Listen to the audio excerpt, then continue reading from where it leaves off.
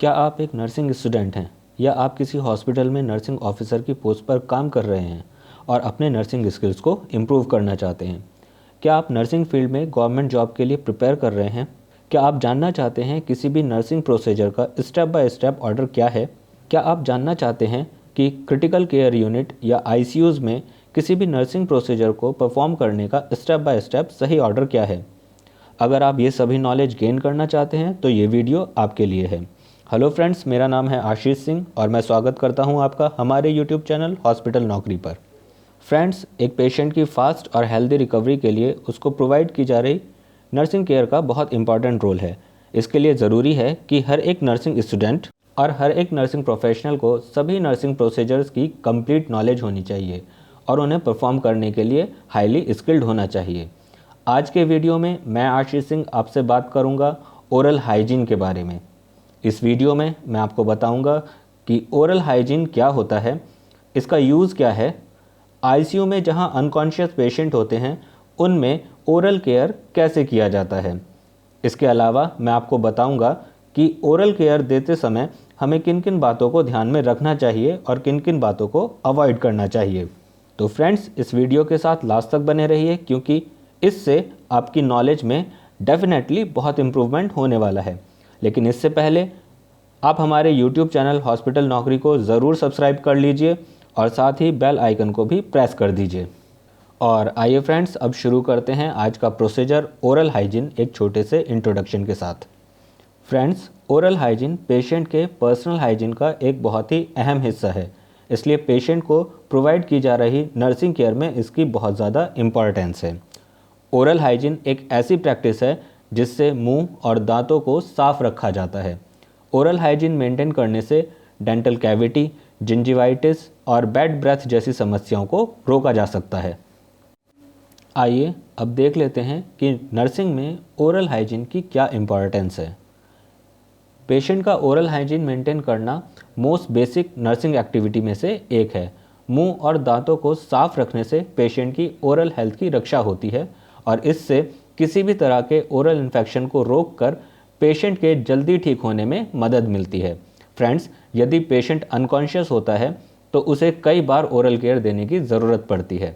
Unconscious patient आमतौर पर मुंह से सांस लेते हैं जिसकी वजह से ओरल सिक्रीशंस सूख जाते हैं। ओरल केयर पेशेंट की देखभाल का एक वाइटल एस्पेक्ट है जिसे एक नर्स के द्वारा लगातार किया जाना चाहिए। एक अनकॉन्शियस पेशेंट की इफ़ेक्टिव ओरल केयर करने और ओरल हेल्थ को इम्प्रूव करने में नर्स का इम्पॉर्टेंट रोल होता है। नर्सेज को पुअर ओरल हाइजीन से जुड़े रिस्क फैक्टर्स के बारे में पता होना बहुत ज़रूरी है और पेशेंट की ओरल हाइजीन को मेंटेन करने और असेस करने में सक्षम होना चाहिए। आइए फ्रेंड्स, अब बात करते हैं उन इंडिकेशंस के बारे में जिनमें ओरल केयर प्रोवाइड करना बहुत ज़रूरी है। ओरल हाइजीन मेंटेन करना सभी के लिए बहुत ज़रूरी है, चाहे व्यक्ति स्वस्थ हो या फिर अस्वस्थ। हॉस्पिटल के आईसीयू में बहुत से पेशेंट ऐसे होते हैं जो कि खुद से अपनी ओरल हाइजीन को मेंटेन नहीं कर सकते और ना ही वो नर्स के इंस्ट्रक्शंस को फॉलो कर सकते हैं। फ्रेंड्स, इस तरह के पेशेंट में बहुत ज़्यादा बीमार पेशेंट्स, ऐसे पेशेंट जिनको पैरालिसिस हुआ हो या फिर ऐसे पेशेंट जिनके मुंह में किसी प्रकार की बीमारी या किसी प्रकार का इन्फेक्शन हो आते हैं। इसके अलावा ऐसे पेशेंट्स जो मुंह से सांस लेते हैं, post operative patients, unconscious patients और ऐसे पेशेंट्स जिनको एनेस्थीसिया दिया गया हो, उन सभी का ओरल हाइजीन मेंटेन करना बहुत ज़रूरी होता है। अब फ्रेंड्स, सवाल ये उठता है कि ओरल हाइजीन मेंटेन करना इतना ज़रूरी क्यों है? तो इसके पीछे एक पेशेंट के ओरल हाइजीन को मेंटेन करने के लिए बहुत से प्रमुख प्रयोजन या पर्पजेज़ हैं। पेशेंट के मुंह, दांतों, मसूड़ों और होठों की स्वस्थ स्थिति बनाए रखने के लिए ओरल हाइजीन मेंटेन करना बहुत आवश्यक है। इसके लिए दांतों से फूड पार्टिकल्स, प्लाक और बैक्टीरिया को साफ करना बहुत आवश्यक है। ओरल हाइजीन मेंटेन करने का प्रमुख प्रयोजन या पर्पस ये भी है कि इससे पेशेंट की भूख बढ़ती है और वह स्वस्थ महसूस करता है। फ्रेंड्स, किसी भी नर्सिंग प्रोसीजर को प्रॉपर वे में सक्सेसफुली करने के लिए कुछ स्पेसिफिक आर्टिकल्स या इंस्ट्रूमेंट्स की ज़रूरत होती है। तो आइए फ्रेंड्स, जान लेते हैं उन आर्टिकल्स और इंस्ट्रूमेंट्स के बारे में जिनकी ज़रूरत एक अनकॉन्शियस पेशेंट को ओरल केयर प्रोवाइड करने में पड़ती है। इस प्रोसीजर के लिए एक बड़ी ट्रे में कुछ आर्टिकल्स अरेंज करने होते हैं। इन आर्टिकल्स में एक जोड़ी ग्लव्स, एक छोटी मैकिन्टॉश फेस टॉवल के साथ, एक माउथ वॉश सॉल्यूशन, एक बोल में थोड़ा पानी, एक फोर्सेप्स, कुछ गॉज पीस, एक माउथ गैग, एक टंग डिप्रेसर, एक किडनी ट्रे, एक पेपर बैग, कुछ कॉटन एप्लीकेटर्स और बोरोग्लिसरीन की आवश्यकता होती है। फ्रेंड्स, अब बढ़ते हैं प्रोसीजर की तरफ, जिसमें मैं आपको सही सीक्वेंस में बताऊंगा कि स्टेप बाय स्टेप इस प्रोसीजर को सही ऑर्डर में कैसे करते हैं। तो फ्रेंड्स, सबसे पहले पेशेंट की उसके नाम, बेड नंबर और रजिस्ट्रेशन नंबर से पहचान कर लें। इसके बाद अच्छे से साबुन और पानी से हाथ धोएं।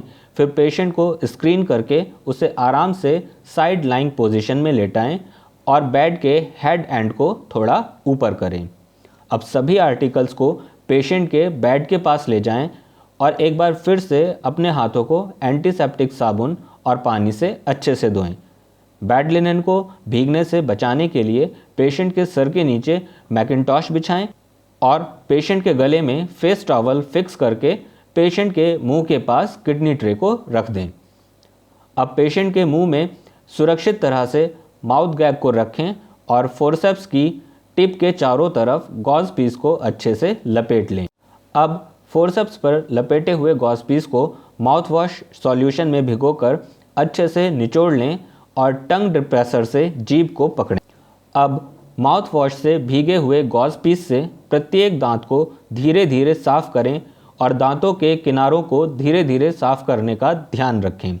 दांतों की भीतरी और चबाने वाली सतहों को भी साफ करें। इसके बाद इसी प्रकार से पेशेंट की जीभ को भी साफ करें। अब एक गॉज पीस को फोर्सेप्स की टिप पर लपेटकर सादे पानी में भिगोएं और अच्छे से निचोड़ लें। अब इसी गॉज पीस से पेशेंट के मुंह को साफ करें। इसके बाद पेशेंट के चेहरे को फेस टॉवल से साफ करके पेशेंट को कंफर्टेबल पोजीशन में लेटा दें। इसके बाद सभी डिस्पोजेबल वेस्ट को क्लिनिकल वेस्ट बिन में डिस्पोज करें और सभी आर्टिकल्स को धोकर उनकी जगह पर वापस रख दें। इसके बाद एक बार फिर से अपने हाथों को साबुन और पानी से अच्छे से धोकर प्रोसीजर का डॉक्यूमेंटेशन करें। आइए फ्रेंड्स, अब देखते हैं कि इस प्रोसीजर को डॉक्यूमेंट करने का सही तरीका क्या है।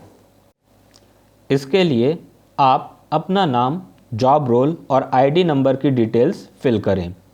प्रोसीजर की तारीख, समय, इंडिकेशन और माउथ वॉश सॉल्यूशन के प्रकार की डिटेल्स भी अंकित करें। इसके अलावा प्रोसीजर के दौरान पाई गई किसी भी प्रकार की कॉम्प्लिकेशंस की डिटेल्स भी अंकित ज़रूर करें। तो इस तरह से आप अपने प्रोसीजर को सही तरह से डॉक्यूमेंट कर सकते हैं। फ्रेंड्स, अब लास्ट में बात कर लेते हैं इस प्रोसीजर से रिलेटेड कुछ डूज़ और डोंट्स के बारे में। तो फ्रेंड्स, पहले देख लेते हैं इस प्रोसीजर को परफॉर्म करते समय क्या क्या करना बहुत ज़रूरी है। तो फ्रेंड्स, इसमें प्रोसीजर के ऑर्डर के साथ साथ माउथ वॉश सॉल्यूशन के प्रकार को भी वेरीफाई करें। पेशेंट की मेडिकल और सर्जिकल हिस्ट्री ज़रूर से चेक करें। इसमें विशेष रूप से ध्यान दें कि पेशेंट की कोई ओरल सर्जरी तो नहीं हुई है। इसके अलावा पेशेंट की ओरल कंडीशन को भी अच्छे से असेस करें।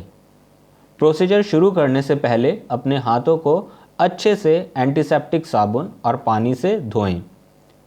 अनकॉन्शियस पेशेंट को ओरल केयर देने के लिए उसे साइड लाइंग पोजीशन में लेटाएं और उसके मुंह के पास किडनी ट्रे ज़रूर रखें।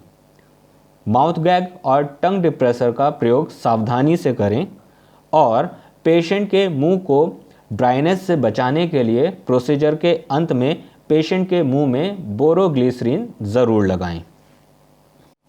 और फ्रेंड्स, आइए अब देखते हैं ओरल केयर देते समय एक नर्स को क्या क्या नहीं करना चाहिए। एक अनकॉन्शियस पेशेंट को सिटिंग पोजीशन में ओरल केयर नहीं देनी चाहिए। अगर पेशेंट अनकॉन्शियस अवस्था में है तो उसके मुंह में पानी नहीं डालना चाहिए और एक बार इस्तेमाल किए गए गॉज पीस को दोबारा माउथ वॉश सॉल्यूशन में ना भिगोएं। तो फ्रेंड्स, ये कुछ इम्पॉर्टेंट पॉइंट्स हैं जिनको ओरल केयर प्रोवाइड करते समय ध्यान में रखना बहुत ज़्यादा ज़रूरी है। आई होप फ्रेंड्स आपको ये वीडियो ज़रूर अच्छी लगी होगी और इससे आपको काफ़ी नॉलेज भी मिली होगी। अगर आप नर्सिंग प्रोसीजर्स से रिलेटेड और भी वीडियोस देखना चाहते हैं तो हमारे यूट्यूब चैनल हॉस्पिटल नौकरी को ज़रूर सब्सक्राइब करें। Thank you for watching.